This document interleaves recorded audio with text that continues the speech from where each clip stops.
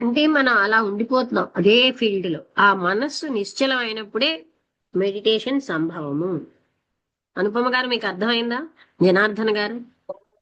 అవును మేడం, అర్థమైంది. మనస్సు ఉమ్. అంతమైనప్పుడే మెడిటేషన్ అవుతుంది. అంటే అది ఏకాగ్రత వల్ల మెడిటేషన్ సంభవం కాదు. అది మనస్సు చేసే పని అవగాహన చేసుకోవడం. ఆ ఏకాగ్రత కూడా మనస్సే అవును. ప్రయత్నించడం వల్ల జరుగుతుంది. అదే అదే.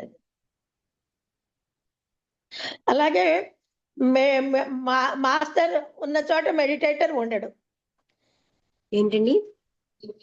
మాస్టర్ మాస్టర్ ఎవరైతే ఉంటారో వాడు ఉన్న చోట మెడిటేటర్ ఉండడు అన్నాను. ఉమ్. ఆ వర్డ్ ఒకటి.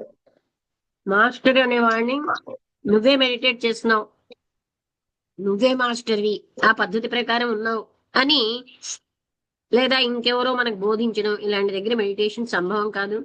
మెడిటేట్ ఆ, చేసేవాడు అన్న దాన్ని కూడా మనస్సే సృష్టిస్తుంది. అలాగే యథార్థాన్ని మనం ఎప్పుడైతే చూడగలమో అప్పుడు అన్వేషణలు కూడా తగ్గిపోతాయి. అవి ఆలోచనలు అన్వేషణలు వాటి గురించి అది యథార్థాన్ని యథార్థాన్ని చూసిన. చూసినప్పుడే మనస్సు అంతం అవుతుంది. అవును. మనస్సు అంతం అవుతే ఉన్నదే నిజమైన మెడిటేషన్.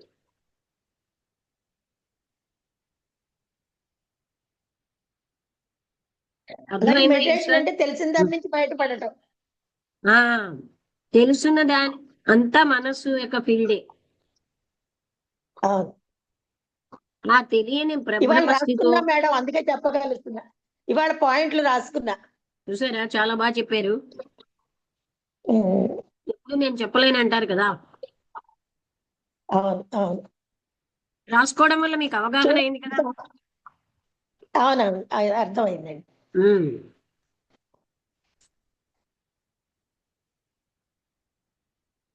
ఈశ్వర్, మీరు ఏమైనా చెప్తారా?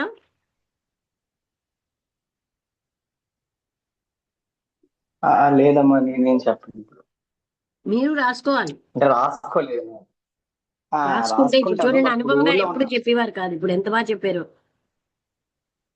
నేను బండి మీద బయటికి వెళ్ళానమ్మా, అందువల్ల రాసుకోలేదు. నేను ఊర్లో ఉన్నాను.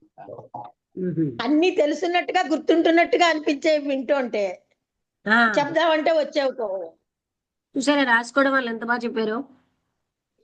అవును అవునమ్మా. అవునండి. జనార్దన్ గారు, మీకు అర్థమైందా? అమ్మా అర్థమైందమ్మా.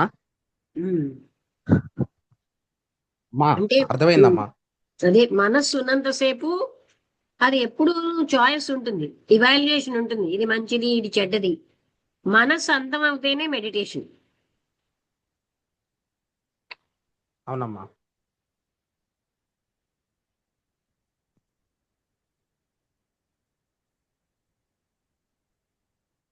అయితే ముగించేద్దామా? ముగించేయండి అమ్మా. ఓకే.